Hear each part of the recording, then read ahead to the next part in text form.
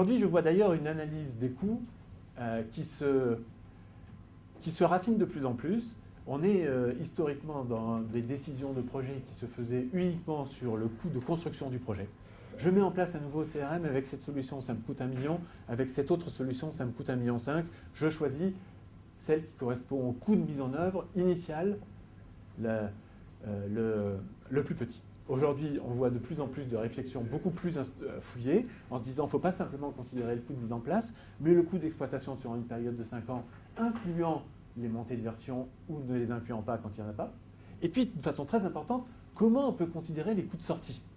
Est-ce qu'on peut définir des coûts de sortie? Une chose qu'on a appris, c'est que quelle que soit la pertinence d'une solution à l'instant T pour satisfaire des besoins métiers, on est sûr qu'à un moment, il faudra changer. Et comment on peut donc considérer les coûts de sortie? Et cette analyse-là, elle est d'autant plus importante qu'on le voit avec le cloud, les coûts d'entrée deviennent de plus en plus petits, voire égal à zéro.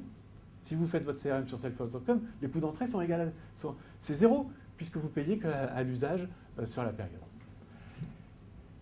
Et donc, ce qui est intéressant, c'est par exemple, si on prend un des opérateurs d'infrastructure les plus connus et les plus matures, parce que c'est eux qui ont commencé les premiers, Amazon, eh bien on voit, c'est un exemple d'un projet open source qui s'appelle Eucalyptus, qui vous permet vous-même à l'intérieur de vos data centers de mettre en place des services présentant les mêmes API que celles d'Amazon.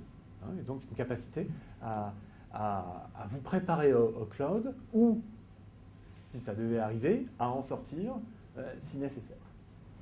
Bien, et donc finalement, on se rend compte que cloud privé plus cloud public, ce n'est pas un choix binaire, que ça dépend des applications et du périmètre de données, et qu'en fait, le cloud va s'imposer à tout le monde, mais il y aura plusieurs chemins avec des bénéfices différents et des évolutions et des transformations à la fois pour la DSI et pour les métiers qui peuvent être différentes.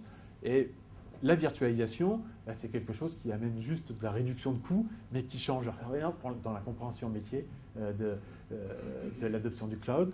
Par contre, eh bien, on peut passer par des étapes de réduction des coûts, de nouvelles capacités de l'IT sur des fonctions non critiques, sur des fonctions critiques, voire même la capacité à l'entreprise de se différencier parce qu'elle fournit elle-même des services sur le cloud.